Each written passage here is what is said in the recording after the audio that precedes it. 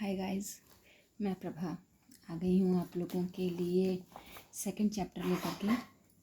और उससे पहले आप सब लोग कैसे हैं? आई होप आप लोग बहुत अच्छे होंगे। तो चलिए शुरू करते हैं। चैप्टर का नाम है दो ध्रुवीयता का अंत। दो ध्रुवीयता का अंत। परिचय के संबंध में लिखा गया है कि शीत युद्ध के सबसे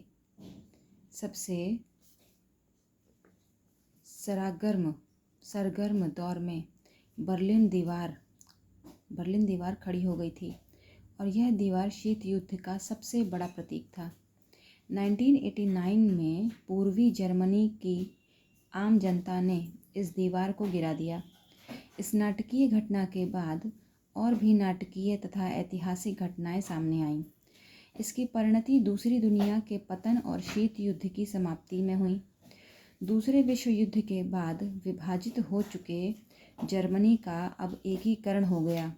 सोवियत संघ के खेमे में शामिल पूर्वी यूरोप के 8 देशों ने एक एक करके जनता के प्रदर्शनों को देखकर अपने साम्यवादी शासन को बदल डाला। शीत युद्ध के अंत के समय सोवियत संघ को यह सब चुपचाप देखते रहना पड़ा। ऐसा किसी सैन्य मजबूरी से नहीं, बल्कि आम जनता की सामूहिक कार्यवाही के दबाव के कारण हुआ। अंत में स्वयं सोवियत संघ का विघटन हो गया। इस अध्याय में हम दूसरी दुनिया के विघटन के आशय कारण और परिणामों के बारे में चर्चा करेंगे। हम यह भी चर्चा करेंगे कि सोवियत शासन के पतन के बाद दुनिया के इस हिस्से में क्या हुआ और आप इन देशों से भारत के रिश्ते कैसे हैं। हेडिंग है सोवियत प्रणाली क्या थी। आखिर सोवियत प्रणाली क्या थी? समाजवादी सोवियत गणराज्य यूएसएसआर, समाजवादी सोवियत गणराज्य का शॉर्ट फॉर्म है यूएसएसआर, रूस में हुई। 1917 की समाजवादी क्रांति के बाद अस्तित्व में आया। यह क्रांति पूंजीवादी व्यवस्था के विरोध में हुई थी और समाजवाद के आदर्शों और क्षमतामूलक समाज की ज़रूरत से प्रेरित थी। यह मानव इतिहास में निजी संपत्ति की संस्था को समाप्त करने और समाज को समानता के सिद्धांत पर सचेत रूप से रचने की सबसे बड़ी कोशिश थी। ऐसा करने में सोवियत प्रणाली के निर्माताओं ने राज्य और पार्टी की संस्था को प्राथमिक महत्व दिया। सोवियत राजनीतिक प्रणाली की धुरी कम्युनिस्ट पार्टी थी। इससे किसी अन्य राजनीतिक दल या विपक्ष के लिए जगह नहीं थी। अर्थव्यवस्था योजनाबद्ध और राज्य के नियंत्रण में थी। दूसरे विश्व युद्ध के बाद पूर्वी यूरोप के देश सोवियत संघ के अंकुश में आ गए। सोवियत सेना ने इन्हें फांसीवादी ताकतों के चंगुल से मुक्त कराया था। इन सभी देशों की राजनीतिक और सामाजिक व्यवस्था को सोवियत संघ की समाजवादी प्रणाली की तर्ज पर ढाला गया। इन्हें ही समाजवादी खेमे के देश या दूसरी दुनिया कहा जाता है। इस खेमे का नेता समाजवादी सोवियत गणराज्य था। दूसरे विश्व युद्ध के बाद सोवियत संघ महाशक्ति के रूप में उभरा। अमेरिका को छोड़ दें तो सोवियत संघ की अर्थव्यवस्था शेष विश्व की तुलना में कहीं ज़्यादा विकसित थी। सोवियत संघ की संचार प्रणाली बहुत उन्नत थी। उसके पास विशाल ऊर्जा संसाधन था, जिसमें खनिज तेल, लोहा और इस्पात तथा मशीनरी उत्पाद शामिल हैं। सोवियत संघ के दूर दराज के इलाके भी आवागमन की सुव्यवस्थित और विशाल प्रणाली के कारण आपस में जुड़े हुए थे। सोवियत संघ का घरेलू उपभोक्ता उद्योग भी बहुत उन्नत था और पिन से लेकर कार तक सभी चीज़ों का उत्पादन वहाँ होता था। हालांकि सोवियत संघ के उपभोक्ता उद्योग में बनने वाली वस्तुएं गुणवत्ता के लिहाज से पश्चिमी देशों के स्तर की नहीं थीं, लेकिन सोवियत संघ की सरकार ने अपने सभी नागरिकों के लिए एक न्यूनतम जीवन स्तर सुनिश्चित कर दिया था। सरकार बुनियादी ज़रूरत की चीज़ें मसलन स्वास्थ्य सुविधा, शिक्षा, बच्चों की देखभाल तथा लोक कल्याण की अन्य चीज़ें रियायती दर पे मुहैया कराती थी। बेरोजगारी नहीं थी।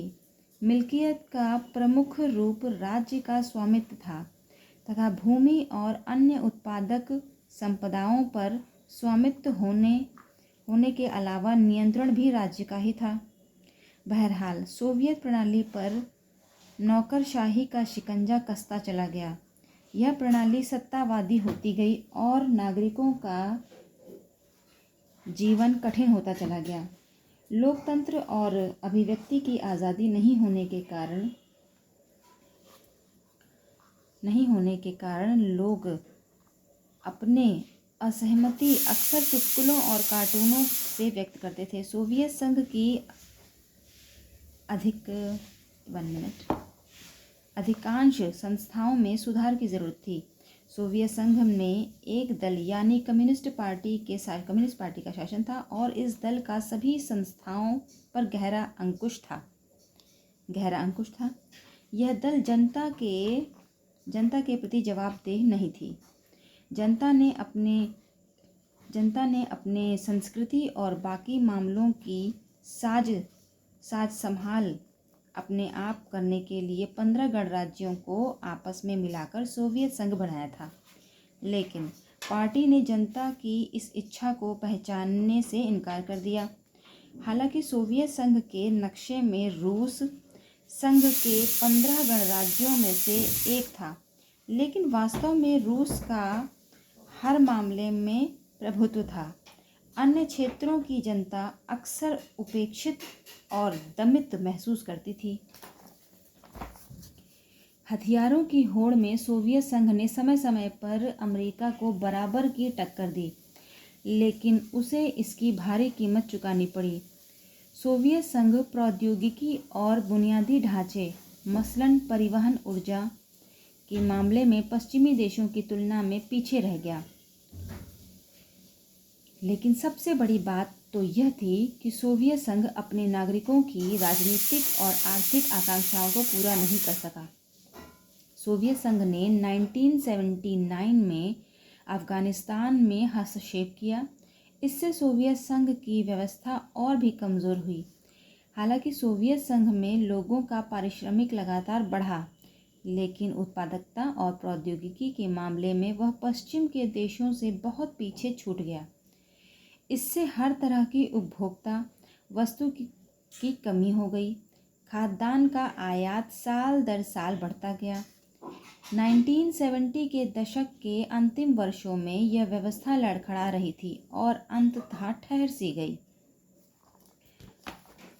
यहाँ पर सोवियत संघ के नेता के बारे में कुछ बताया गया, सुनिए, जिनका नाम व्लादिमीर लेनिन है, जो 1870 से 1924 तक का बार बताया गया है। बोल्शेविक कम्युनिस्ट पार्टी के संस्थापक कौन थे? Vladimir Lenin. तो फिर बोल्शेविक कम्युनिस्ट पार्टी के संस्थापक का नाम क्या था? Vladimir Lenin. पार्टी के संस्थापक 1917 की रूसी क्रांति के नायक और क्रांति के बाद के सबसे मुश्किल दौर 1917 to 1924 में सोवियत समाजवादी गणराज्य के संस्थापक अध्यक्ष, मार्क्सवाद के असाधारण सिद्धांतकार और उसे अमली जामा पहनाने में महारथी, पूरी दुनिया में साम्यवाद के प्रेरणा स्रोत कौन थे? Vladimir Lenin.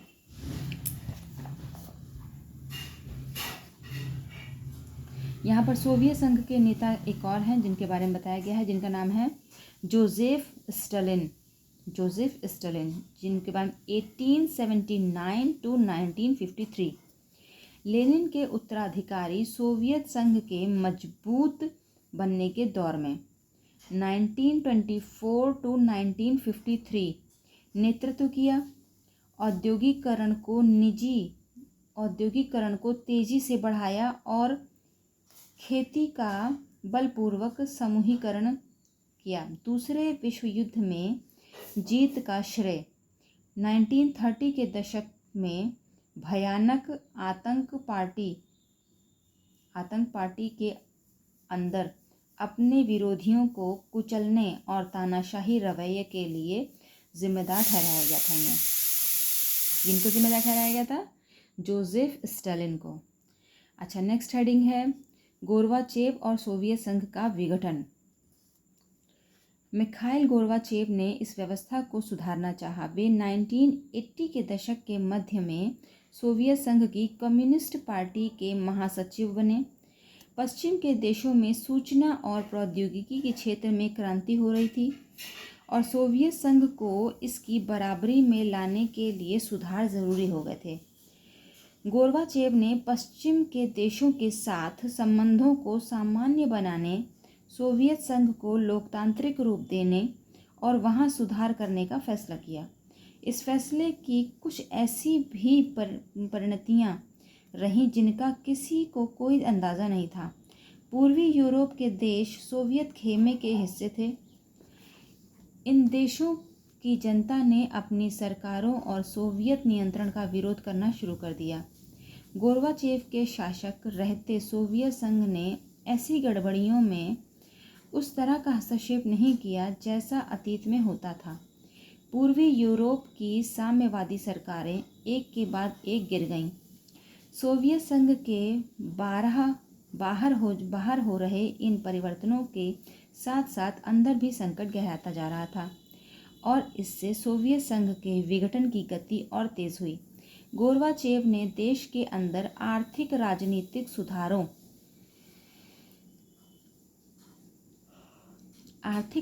सुधारों और लोकतंत्रीकरण की नीति चलाई। इन सुधार नीतियों का कम्युनिस्ट पार्टी के नेताओं द्वारा विरोध किया गया। 1991 में एक तख्ता पलट भी हुआ। कम्युनिस्ट पार्टी से जुड़े गर्मपंथियों ने इसे बढ़ावा दिया था। जब तक जनता को स्वतंत्रता का स्वाद मिल चुका था और वे कम्युनिस्ट पार्टी के पुरानी रंगत वाले शासन में नहीं जाना चाहते थे। माफ कीजिएगा, एक मिनट, आंखों में थोड़ा सा धुंधलापन आ रहा है। यल्त्सिन ही नाम लिखा है। यल्त्सिन ने इस तख्ता पलट के विरोध में महत्वपूर्ण भूमिका निभाई और वे नायक की तरह उभरे। रूसी गणराज्य ने जहां बोरिस यल्त्सिन ने आम चुनाव जीता था, केंद्रीयकृत नियंत्रण को मानने से इनकार कर दिया। सत्ता मास्को से गणराज्यों की तरफ खिसकने लगी। ऐसा खासकर सोवियत संघ के उन भागों में हुआ जो ज़्यादा यूरोपीकृत थे और अपने को संप्रभु राज्य मानते थे। आश्चर्यजनक तौर पे मध्य एशियाई गणराज्यों ने अपने लिए स्वतंत्रता की मांग नहीं की।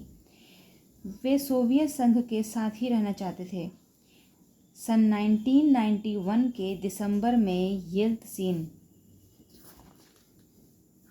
ही लिखा। यल्त्सिन के नेतृत्व में सोवियत संघ के 3 बड़े गणराज्य रूस, यूक्रेन और बेलारूस ने सोवियत संघ की समाप्ति की घोषणा की। कम्युनिस्ट पार्टी प्रतिबंधित हो गई और परवर्ती सोवियत गणराज्यों ने पूंजीवाद तथा लोकतंत्र को अपना आधार बनाया। साम्यवादी सोवियत गणराज्य के विघटन की घोषणा और स्वतंत्र राज्यों के राष्ट्रकुल कौन है?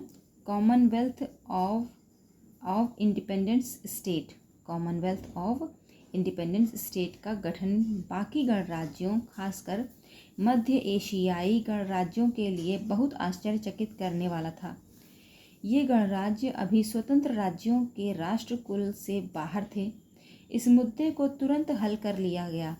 इन्हें राष्ट्रकुल का संस्थापक सदस्य बनाया गया। रूस को सोवियत संघ का उत्तराधिकारी राज्य स्वीकार किया गया। रूस को सुरक्षा परिषद में सोवियत संघ की सीट मिली। सोवियत संघ ने जो अंतर्राष्ट्रीय करार और संधियां की थीं, उन सबको निभाने का जिम्मा अब रूस का था। सोवियत संघ के विघटन के बाद के समय में पूर्ववर्ती गणराज्यों के बीच एकमात्र परमाणु शक्ति संपन्न देश का दर्जा रूस को मिला। उसने अमेरिका के साथ परमाणु निशस्त्रीकरण की दिशा में कुछ कदम भी उठाए। सोवियत संघ अब नहीं रहा अब वह दफन हो चुका था। नेक्स्ट हेडिंग है सोवियत संघ का विघटन क्यों हुआ। विश्व की दूसरी सबसे बड़ी महाशक्ति अचानक कैसे बिखर गई। सिर्फ सोवियत संघ और साम्यवाद के अंत को समझने के लिए ही यह सवाल पूछना ज़रूरी नहीं।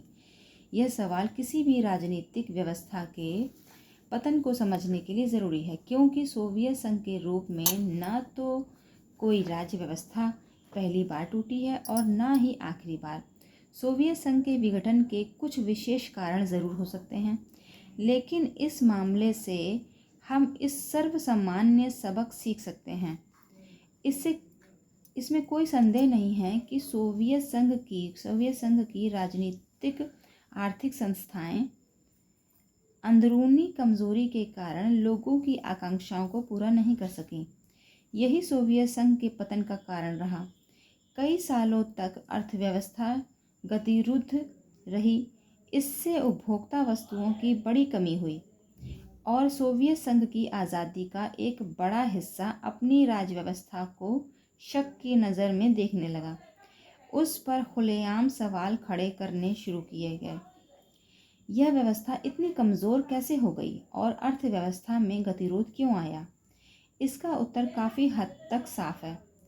इस सिलसिले में एक बात एकदम स्पष्ट है कि सोवियत संघ ने अपने संसाधनों का अधिकांश परमाणु हथियार और सैन्य साजो सामान पर लगाया। उसने अपने संसाधन पूर्वी यूरोप के अपने पिछलग्गू देशों के विकास पर भी खर्चा किए। वे सोवियत नियंत्रण में बने रहे। इससे सोवियत संघ पर गहरा आर्थिक दबाव बना। इसी के साथ एक और बात हुई। पश्चिमी मुल्कों की तरक्की के बारे में सोवियत संघ के आम नागरिकों की जानकारी बढ़ी। वे अपनी राजव्यवस्था और पश्चिमी देशों की राजव्यवस्था के बीच मौजूद अंतर भांप सकते थे। सालों से इन लोगों को बताया जा रहा था कि सोवियत राज्यव्यवस्था पश्चिम के पूंजीवाद से बेहतर है, लेकिन सच्चाई यह थी कि सोवियत संघ पिछड़ चुका था और अपने पिछड़ेपन की पहचान से लोगों को राजनीतिक मनोवैज्ञानिक रूप से धक्का लगा। सोवियत संघ प्रशासनिक और राजनीतिक रूप से गतिरुद्ध हो चुका था। सोवियत संघ पर कम्युनिस्ट पार्टी ने 70 सालों तक शासन किया और यह पार्टी अब जनता के प्रति जवाबदेह नहीं रह गई थी। गतिरुद्ध प्रशासन, भारी भ्रष्टाचार और अपनी गलतियों को सुधारने में व्यवस्था की अक्षमता, शासन में ज़्यादा खुलापन लाने के प्रति अनिच्छा और देश की विशालता के बावजूद सत्ता का केंद्रीकरण होना, इन सारी बातों के कारण आम जनता अलग थलग पड़ गई। इससे भी बुरी बात यह थी कि पार्टी के अधिकारियों को आम नागरिक से ज़्यादा विशेषाधिकार मिले हुए थे। लोग अपने को राजव्यवस्था और शासकों से जोड़कर नहीं देख पा रहे थे और सरकार का जनाधार खिसकता चला गया। मिखाइल गोर्बाचेव के सुधारों में इन दोनों समस्याओं के समाधान का वायदा था। गोर्बाचेव ने अर्थव्यवस्था को सुधारने, पश्चिम की बराबरी पर लाने और प्रशासनिक ढांचे में ढील देने का वायदा किया। गोर्बाचेव तो रोग का ठीक ठाक निदान कर रहे थे और सुधारों को लागू करने का उनका प्रयास भी ठीक था। ऐसे में आपको आश्चर्य हो सकता है कि फिर सोवियत संघ टूटा क्यों। इस बिंदु पर आकर उत्तर ज़्यादा विवादित हो जाते हैं। इस स्थिति को हमें आगे के इतिहासकार शायद ज़्यादा बेहतर ढंग से समझा पाएं। सबसे सटीक उत्तर तो यह जान पड़ता है कि जब गोर्बाचेव ने सुधारों को लागू किया और व्यवस्था में ढील दी, तो लोगों की आकांक्षाओं, उपेक्षाओं का ऐसा जर उमड़ा जिसका अनुमान शायद ही कोई लगा सकता था। इस पर काबू पाना एक अर्थ में असंभव हो गया। सोवियत संघ में जनता के एक तबके की सोच यह थी कि गोर्बाचेव को ज़्यादा तेज़ गति से कदम उठाने चाहिए। ये लोग उनका कार्य पद्धति से धीरज खो बैठे और निराश हो गए। इन लोगों ने जैसा सोचा था वैसा फ़ायदा उन्हें नहीं हुआ। यह संभव है उन्हें बहुत धीमी गति से फ़ायदा हो रहा हो। जनता के एक हिस्से, खासकर कम्युनिस्ट पार्टी के सदस्य और वे लोग जो सोवियत व्यवस्था से फ़ायदे में थे, के विचार ठीक इसके विपरीत थे। इनका कहना था कि हमारी सत्ता और विशेषाधिकार अब कम हो रहे हैं और गोर्बाचेव बहुत जल्दबाजी दिखा रहे हैं।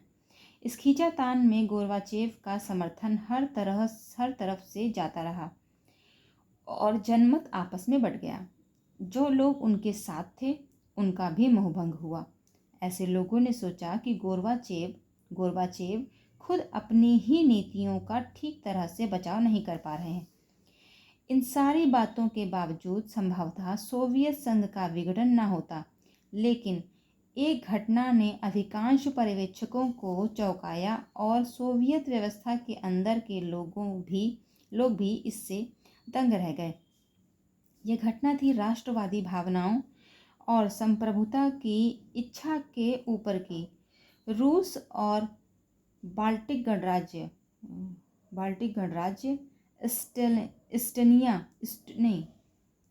इस्टोनिया लतान नाम थोड़ा सा मिसप्रिंट है, समझ में नहीं आ रहा है। यूक्रेन और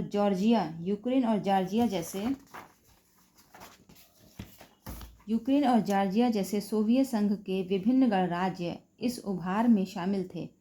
राष्ट्रीयता और संप्रभुता के भावों का उभार सोवियत संघ के विघटन का अंतिम और सर्वाधिक तात्कालिक कारण सिद्ध हुआ। इस मसले पर भी अलग अलग राय मिलती है।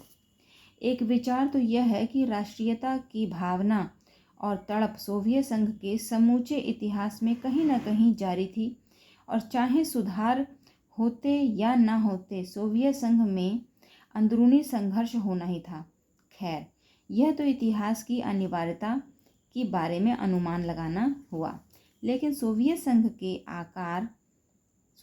के आकार द्विविधा तथा इसकी बढ़ती हुई आंतरिक समस्याओं को देखते हुए ऐसा सोचना असंगत भी नहीं है। कुछ अन्य लोग सोचते हैं कि गोर्बाचेव के सुधारों ने राष्ट्रवादियों के असंतोष को इस सीमा तक भड़काया कि उस पर शासकों का नियंत्रण नहीं रहा।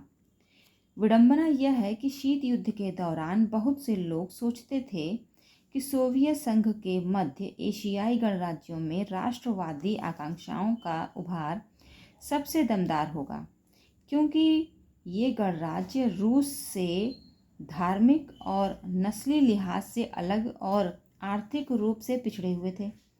लेकिन हुआ यह कि सोवियत संघ के प्रति राष्ट्रवादी असंतोष यूरोपीय और अपेक्षाकृत समृद्ध गणराज्यों रूस, यूक्रेन, जॉर्जिया और बाल्टिक क्षेत्र में सबसे प्रबल नजर आया। यहाँ के आम लोग अपने को मध्य एशियाई गणराज्यों के लोगों से अलग थलग महसूस कर रहे थे। इनका आपस में भी अलगाव था। इन गणराज्यों लोगों में यह भाव घर कर गया था कि ज़्यादा पिछड़े इलाकों को सोवियत संघ में शामिल रखने की इन्हें भारी कीमत चुकानी पड़ रही है। नेक्स्ट हेडिंग है विघटन की परिणतियाँ। सोवियत संघ की दूसरी दुनिया और पूर्वी यूरोप की समाजवादी व्यवस्था के पतन के परिणाम विश्व राजनीति के लिहाज से गंभीर रहे। इससे मोटे तौर पर 3 प्रकार के दूरगामी परिवर्तन हुए। हर परिवर्तन के बहुत सारे प्रभाव हुए। उन सभी प्रभावों को यहाँ सूचीबद्ध करना उचित नहीं होगा। अव्वल तो दूसरी दुनिया के पतन का एक परिणाम शीत युद्ध के दौर के संघर्ष की समाप्ति में हुआ। समाजवादी प्रणाली पूंजीवादी प्रणाली को पछाड़ पाएगी या नहीं, यह विचारधारात्मक विवाद अब कोई मुद्दा नहीं रहा।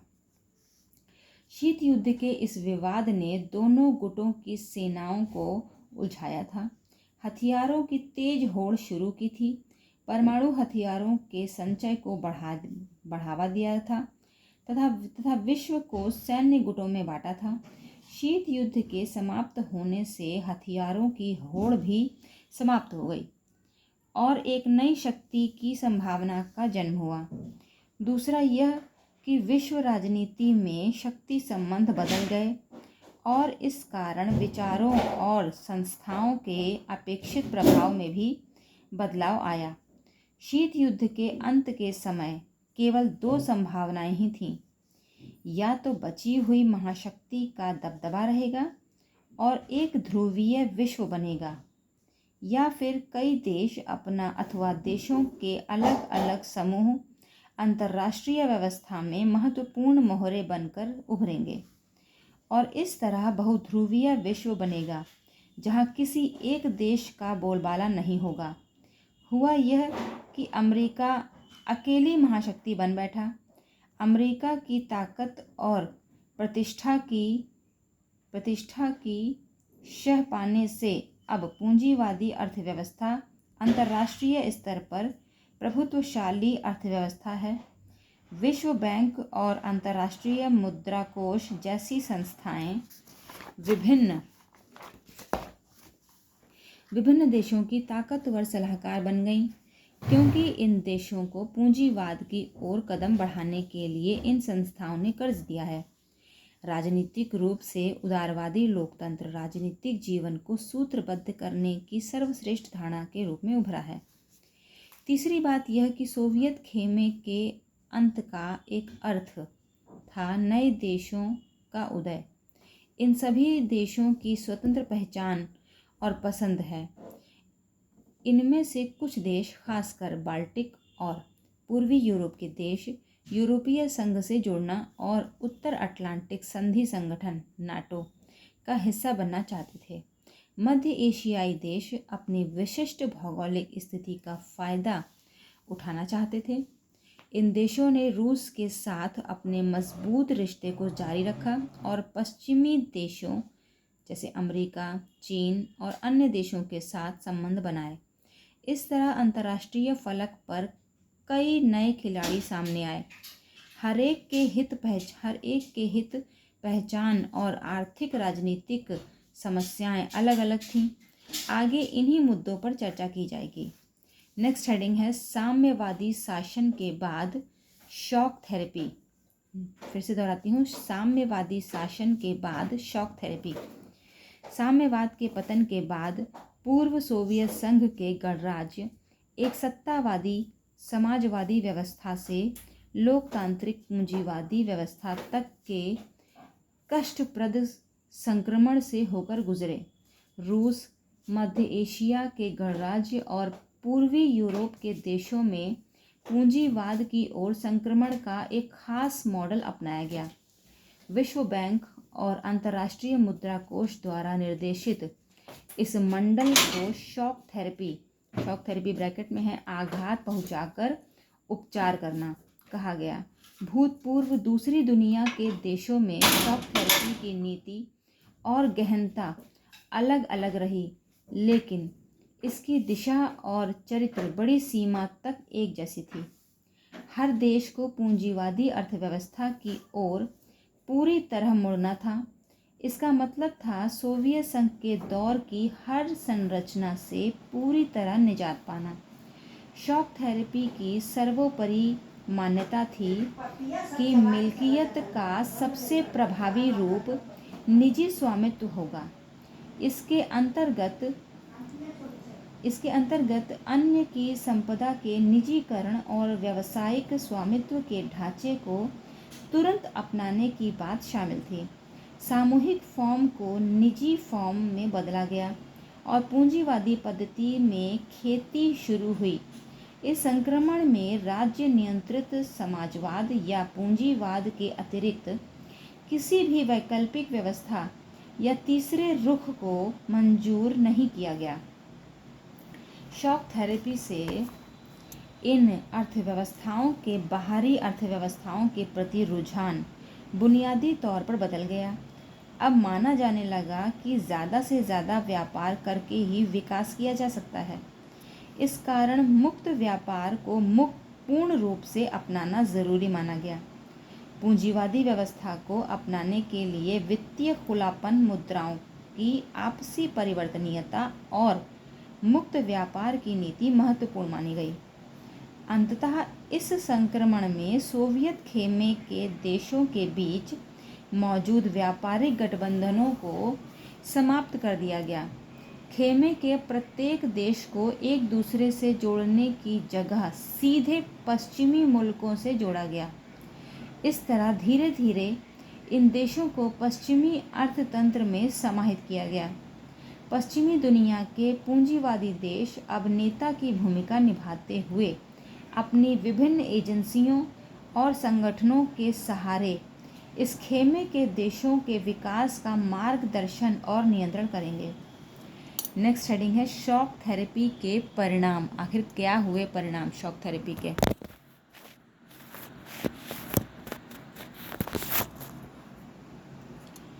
(1990) में अपनाई गई शॉक थेरेपी जनता को उपभोग के उस आनंद लोक तक नहीं ले गई जिसका उसने वादा किया था। अमूमन शॉक थेरेपी से पूरे क्षेत्र की अर्थव्यवस्था तहस नहस हो गई और इस क्षेत्र की जनता को बर्बादी की मार झेलनी पड़ी। रूस में पूरा का पूरा राज्य नियंत्रित औद्योगिक ढांचा चरमरा उठा। लगभग 90% उद्योगों को निजी हाथों या कंपनियों को बेचा गया। आर्थिक ढांचे का यह पुनर्निर्माण चूंकि सरकार द्वारा निर्देशित औद्योगिक नीति के बजाय बाजार की ताकतें कर रही थीं, इसलिए यह कदम सभी उद्योगों को मटियामेट करने वाला साबित हुआ। इसे इतिहास की सबसे बड़ी गराज सेल के नाम से जाना जाता है, क्योंकि महत्वपूर्ण उद्योगों की कीमत कम से कम करके आंकी गई और उन्हें औने पौने दामों में बेच दिया गया।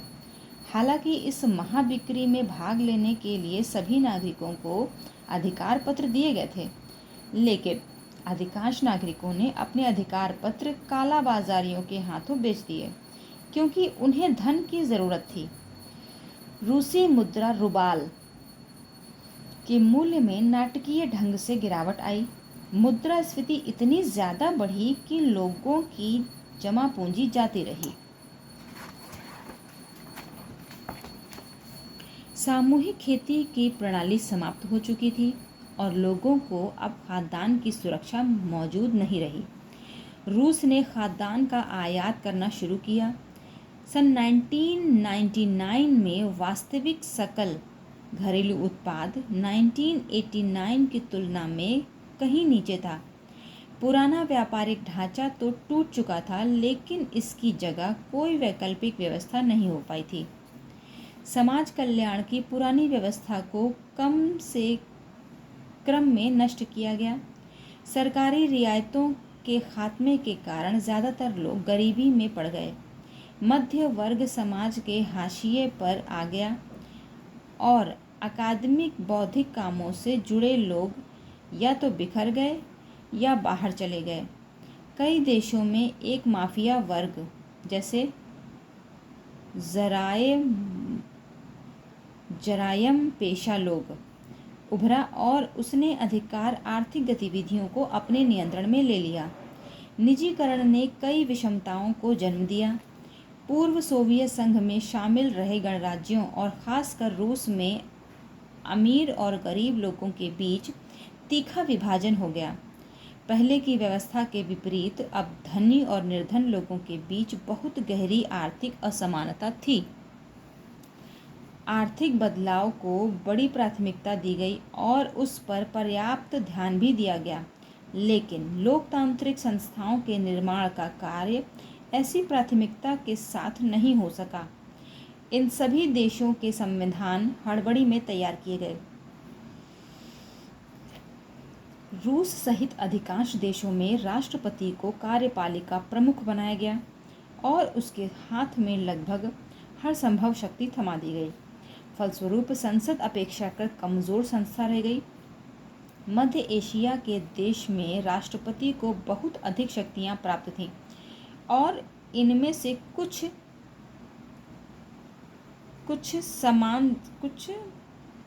समझ में नहीं रहा।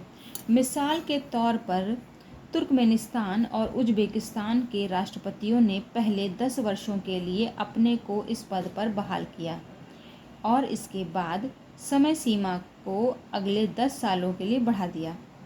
इन राष्ट्रपतियों ने अपने फैसलों से असहमति या विरोध की अनुमति नहीं दी। अधिकतर देशों में न्यायिक संस्कृति और न्यायपालिका की स्वतंत्रता को स्थापित करने का काम करना अभी भी बाकी है। रूस सहित अधिकांश देशों की अर्थव्यवस्था ने सन 2000 में यानी अपनी आज़ादी के 10 साल बाद खड़ा होना शुरू किया। इन अधिकांश देशों की अर्थव्यवस्था के पुनर्जीवन का कारण था खनिज तेल, प्राकृतिक गैस और धातु जैसे प्राकृतिक संसाधनों का निर्यात। रूस, कजाकिस्तान, तुर्कमेनिस्तान, उज़्बेकिस्तान और अज़रबैजान तेल और गैस के बड़े उत्पादक देश हैं। बाकी देशों को अपने क्षेत्र से तेल की पाइपलाइन गुजरने के कारण फ़ायदा हुआ। इस एवज में इन्हें किराया मिलता है। एक हद तक विनिर्माण का काम भी शुरू हुआ। नेक्स्ट हेडिंग है संघर्ष और तनाव। पूर्व सोवियत संघ के अधिकांश गणराज्य संघर्ष की आशंका वाले क्षेत्र हैं। अनेक गणराज्यों ने गृहयुद्ध और बगावत को झेला है। इसके साथ साथ इन देशों में बाहरी ताकतों की दखल भी बढ़ी है। इससे स्थिति और भी जटिल हो गई है। रूस के 2 गणराज्यों चेचन्या और दागिस्तान में हिंसक अलगाववादी आंदोलन चले। मॉस्को ने चेचन विद्रोहियों से निपटने के जो तरीके अपनाए और जिस गैर जिम्मेदार तरीके से सैन्य बमबारी की, उसमें मानवाधिकार का व्यापक उल्लंघन हुआ, लेकिन इससे आज़ादी की आवाज़ दबाई नहीं जा सकी। मध्य एशिया में तजिकिस्तान 10 वर्षों यानी 2001 तक गृह युद्ध की चपेट में रहा। इस पूरे क्षेत्र में कई सांप्रदायिक संघर्ष चल रहे हैं। अज़रबैजान का एक प्रांत नगर्नो खराबाख है। यहाँ के कुछ स्थानीय अर्मेनियाई अलग होकर अर्मेनिया से मिलना चाहते हैं। जॉर्जिया में 2 प्रांत स्वतंत्रता चाहते हैं और गृह युद्ध लड़ रहे हैं। यूक्रेन, किर्गिस्तान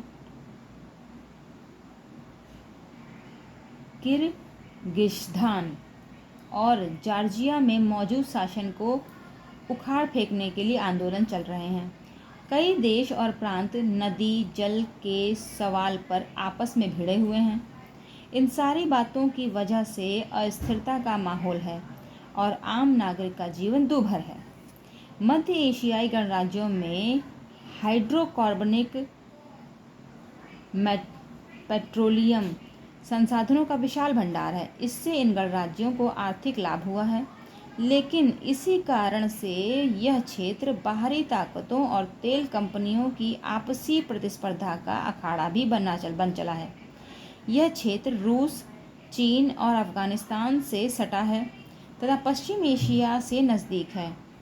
11 सितंबर 2001 की घटना के बाद अमेरिका इस क्षेत्र में सैनिक ठिकाना बनना चाहता था।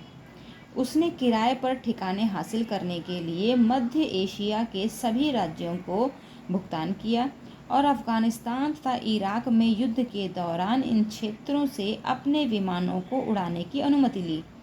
रूस इन राज्यों को अपना निकटवर्ती विदेश बनाना चाहता था, विदेश मानता है और उसका मानना है कि इन राज्यों को रूस के प्रभाव में रहना चाहिए।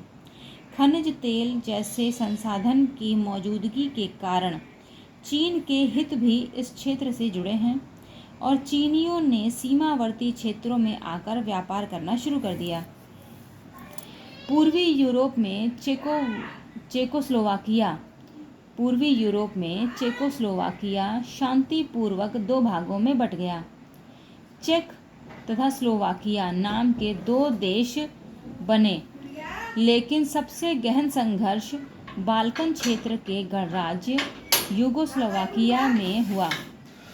सन 1991 में बाद यूगोस्लोवाकिया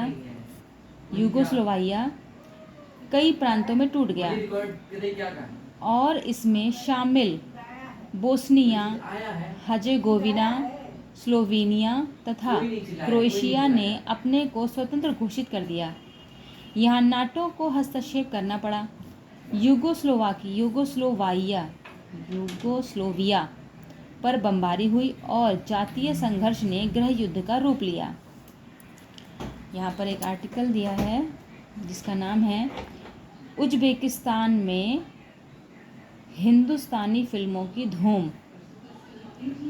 चलिए जानते हैं इसमें क्या दिया गया है। हेडिंग है, फिर से आप सुन लीजिए। उज़्बेकिस्तान में हिंदुस्तानी फिल्मों की धूम। सोवियत संघ को विघटित हुए 7 साल बीत गए, लेकिन हिंदी फिल्मों के लिए उज़्बेक लोगों में वही ललक मौजूद है। हिंदुस्तान में कोई नई फिल्म रिलीज़ नहीं हुई कि चंद हफ्तों के भीतर इसकी पायरेटेड कंपनियां उज़्बेकिस्तान की राजधानी ताशकंद में बिकने के लिए उपलब्ध हो जाती हैं। ताशकंद के एक बड़े बाज़ार के नज़दीक हिंदी फिल्मों की एक दुकान मोहम्मद शरीफ पत की है। मोहम्मद शरीफ अफ़गानी है और पाकिस्तान के सीमा प्रांत के शहर पेशावर से वीडियो मंगाते हैं। उनका कहना है कि यहाँ हिंदी फिल्मों के बहुतेरे दीवाने हैं। मैं तो कहूँगा कि ताशकंद में 70% लोग इन फिल्मों को खरीदते हैं। हम लोग रोज़ाना लगभग 100 वीडियो बेच देते हैं।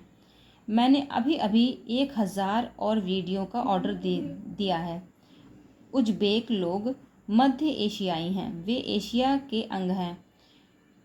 उनकी एक साझी संस्कृति है, इसी कारण वे लोग भारतीय फिल्मों को पसंद करते हैं। साझे इतिहास के बावजूद भारतीय फिल्मों और उनके हीरो के लिए उज़्बेक लोगों की दीवानगी उज़्बेकिस्तानी वासी अनेक भारतीयों को आश्चर्यजनक जान पड़ती है। ताशकंद स्थित भारतीय दूतावास के अशोक शमर बताते हैं, हम यहाँ भी जाते हैं और स्थानीय अधिकारियों से मिलते हैं। काबीना मंत्री तक बातचीत में हमेशा इसका जिक्र करते हैं। इससे पता चलता है कि भारतीय फिल्म संस्कृति, गीत और ख़ास तौर पर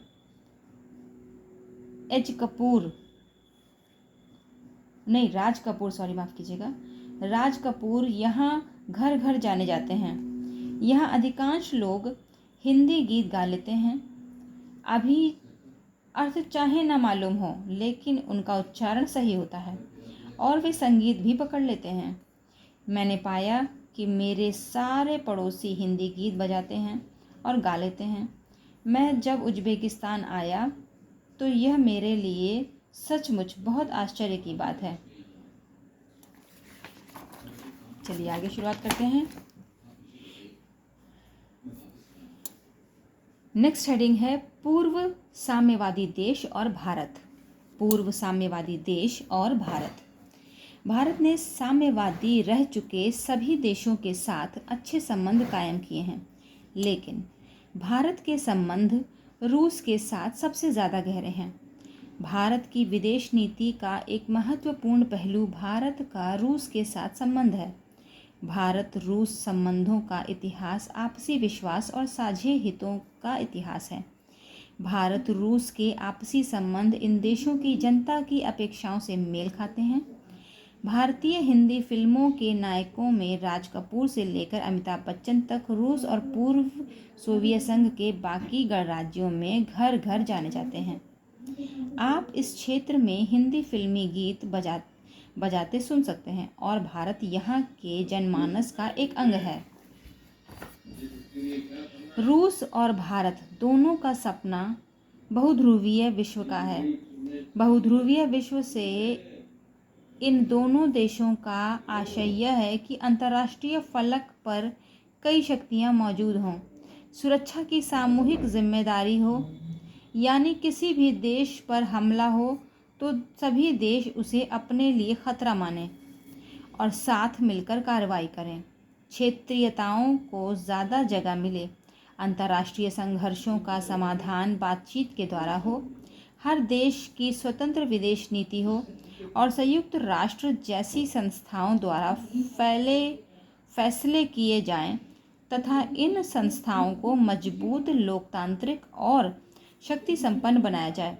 2001 के भारत रूस सामरिक समझौते के अंग के रूप में भारत और रूस के बीच 80 द्विपक्षीय दस्तावेजों पर हस्ताक्षर हुए हैं।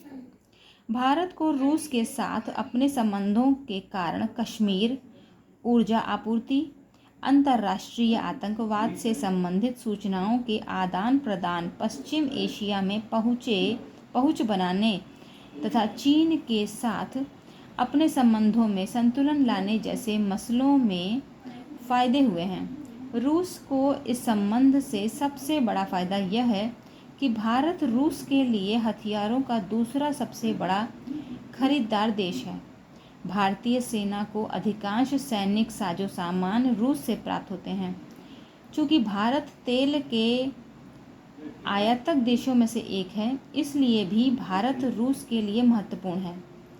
उसने तेल के संकट की घड़ी में हमेशा भारत की मदद की है। भारत रूस से अपने ऊर्जा आयात को भी बढ़ाने की कोशिश कर रहा है। ऐसी कोशिश कजाकिस्तान और तुर्कमेनिस्तान के साथ भी चल रही है। इन गणराज्यों के साथ सहयोग के अंतर्गत तेल वाले इलाकों में साझेदारी और निवेश करना भी शामिल है। रूस भारत की परमाणविक योजना के लिए भी महत्वपूर्ण है। रूस ने भारत के अंतरिक्ष उद्योग में भी ज़रूरत के वक्त आयोजनिक रॉकेट देकर मदद की है। भारत और रूस विभिन्न वैज्ञानिक परियोजनाओं में साझेदार हैं। ये चैप्टर यहीं पे ख़त्म होता है, लेकिन उसके साथ साथ यहाँ पर एक आर्टिकल दिया गया है। मैं चाहती हूँ आप लोग को उसके बारे में बताना, जिसका नाम है भारत और सोवियत संघ। शीत युद्ध के दौरान भारत और सोवियत संघ के संबंध बहुत गहरे थे। इससे आलोचकों को यह कहने का अवसर भी मिला कि भारत सोवियत खेमे का हिस्सा था। इस दौरान भारत और सोवियत संघ के संबंध बहुआयामी थे। आर्थिक कारण: सोवियत संघ ने भारत के सार्वजनिक क्षेत्र की कंपनियों को ऐसे वक्त में मदद की जब ऐसी मदद पाना मुश्किल था। सोवियत संघ ने भिलाई, बोकारो और विशाखापट्टनम के इस्पात कारखानों तथा भारत हेवी इलेक्ट्रिकल्स जैसे मशीनरी संयंत्रों के लिए आर्थिक और तकनीकी सहायता दी। भारत में जब विदेशी मुद्रा की कमी थी, तब सोवियत संघ ने रुपए को माध्यम बनाकर भारत के साथ व्यापार किया। राजनीतिक कारण: सोवियत संघ ने कश्मीर मामले पर संयुक्त राष्ट्र संघ में भारत के रुख को समर्थन दिया। सोवियत संघ ने भारत के संघर्ष के गाढ़े दिनों, खासकर सन 1971 में पाकिस्तान से युद्ध के दौरान मदद की। भारत ने भी सोवियत संघ की विदेश नीति का अप्रत्यक्ष लेकिन महत्वपूर्ण तरीके से समर्थन किया। सैन्य कारण: भारत को सोवियत संघ ने ऐसे वक्त में सैनिक साजो सामान दिए जब शायद ही कोई अन्य देश अपनी सैन्य टेक्नोलॉजी भारत को देने के लिए तैयार था। सोवियत संघ ने भारत के साथ कई ऐसे समझौते किए जिससे भारत संयुक्त रूप से सैन्य उपकरण तैयार कर सका। संस्कृति: हिंदी फिल्म और भारतीय संस्कृति सोवियत संघ में लोकप्रिय थे। बड़ी संख्या में भारतीय लेखक और कलाकारों ने सोवियत संघ की यात्रा की है। आई होप आपको ये चैप्टर सुनकर बहुत सारी जानकारी मिली होगी, बहुत मदद मिली होगी। लेकिन आपको कैसा लगा, आपको कितनी हेल्प मिली, प्लीज़ कमेंट करके ज़रूर बताइए। मुझे तभी पता चल पाएगा कि मेरी ये जो कोशिश है इसकी प्रोग्रेस क्या है। और इस वीडियो को लाइक, शेयर और सब्सक्राइब करना बिल्कुल मत भूलिएगा। तब तक के लिए बाय।